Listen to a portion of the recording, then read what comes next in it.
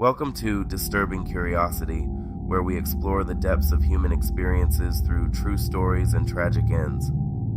I'm your guide on this journey into the past, where mystery and reality intertwine. From the corners of forgotten history to the echoes of recent memories, true stories and tragic events brings to light the tales that have been overshadowed, yet hold lessons for us all. Prepare to be captivated as we unravel the threads of the unknown and the unsettling. Your engagement is vital in shaping the direction of this series. Share your thoughts, insights, and suggest cases you'd like us to cover in upcoming episodes. Lastly, if you haven't already, consider subscribing to the channel, and don't forget to ring that bell so you won't miss the next installment. Let's begin. Hot and ready. In May 1998, two workers at the Harvest Time Bakery in Leicester, David Mays and Ian Erickson, were sent into a commercial oven for repairs before it had properly cooled down. The proper procedure from the oven manufacturer was to let the oven cool for 12 hours before anyone entered. The oven baked various products at around 260 degrees Celsius on the day-to-day, and every hour the oven was down, it would cost the company about 1,200 euros per hour, which is about 3,400 USD today, a loss the company didn't want to stomach, so the decision was made to send them in after 2 hours and get the oven back running as soon as possible. Just to fully understand what they were walking into, the human body can only survive prolonged temperatures of around 50 degrees Celsius. The oven's core was double that when they entered, but the outer edges were only about 40 degrees Celsius, giving the impression that the rest of the oven would be at least that cool as well. David Mays and Ian Erickson were unaware of the full danger as they crawled into the oven, fully trusting their co-workers and management to have done the right thing. The repair was a delicate procedure in which they had to collect broken parts from along the length of a conveyor belt, which carries bread trays slowly through the 75-foot-long oven. Mays and Erickson had to crawl inside the oven.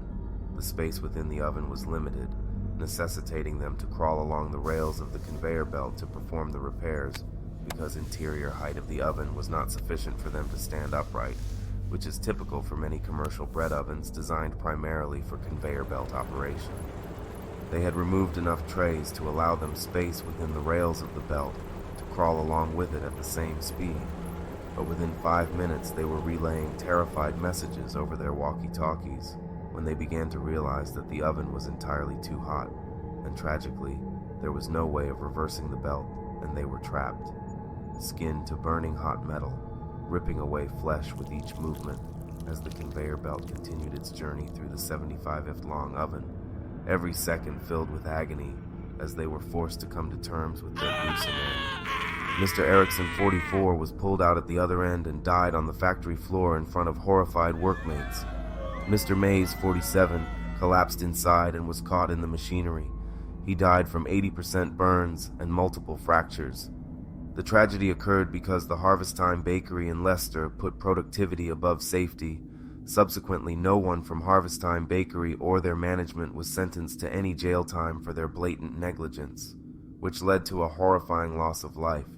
But the company was ordered to pay over 500,000 euros in fines, which equates to 980,000 euros today, or 1.1 million American dollars. And I really hope all of that went to those families of the victims.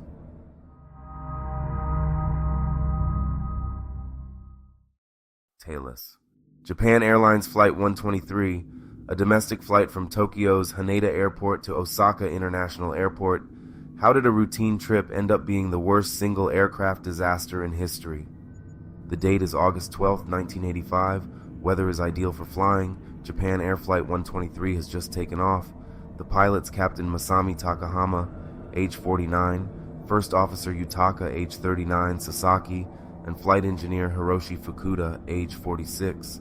Between the three of them, they had 26,000 flight hours, and 11,300 of those hours were on Boeing 747s. So how does such an experienced crew managed to not make it to their destination in an aircraft that they are all extremely familiar with? 7 years prior to the fatal flight, the Boeing 747 that would be operating as Flight 123 suffered a tail strike which caused significant damage to the rear pressure bulkhead. During the repair of the tail strike damage, a crucial error was made. The proper repair procedure required a single continuous piece to patch the bulkhead. However, the repair was done using two separate plates bonded together in a double row of rivets. This introduced a new weak spot in the bulkhead. The pressure bulkhead is a critical component in an aircraft. It's a barrier at the rear of the passenger cabin that maintains cabin pressure. In a pressurized aircraft, the difference in pressure inside the cabin and the outside atmosphere exerts a force on the bulkhead. As time went on, the bulkhead got weaker and weaker until that fatale day. On August 12, 1985, as Flight 123 was reaching cruising altitude, the rear pressure bulkhead gave way. The explosive decompression caused a violent burst of air that ruptured the cabin floor and severed the aircraft's 4 hydraulic lines, and resulting in the loss of the plane's vertical stabilizer and hydraulic systems.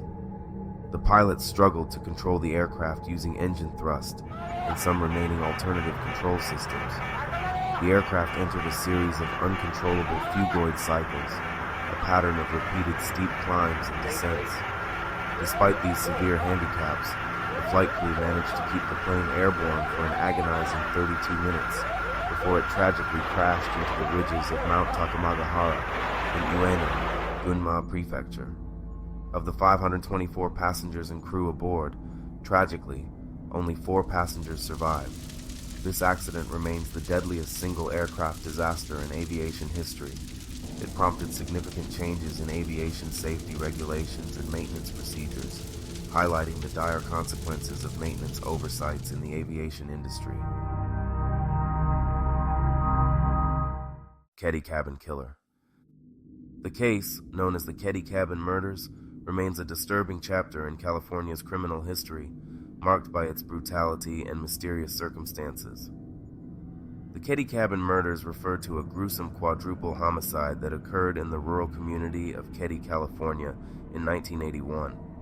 On the night of April 11th, Glenna Sharp, known as Sue, her son John, and his friend Dana Wingate were found brutally murdered in Cabin 28 at the Keddie Resort. Sue's daughter, on the morning of April 12, 1981, around 8 a.m., Sheila Sharp made a horrifying discovery upon returning to Cabin 28 in Keddie, California.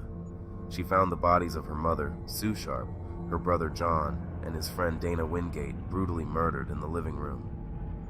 They were bound with medical tape and electrical cords. Tina Sharp, Sue's daughter, was missing from the scene. Sheila, in shock, ran to the neighboring Seabolt's house for help. Jamie Seabolt retrieved the younger boys through a bedroom window and briefly entered the cabin to check for survivors.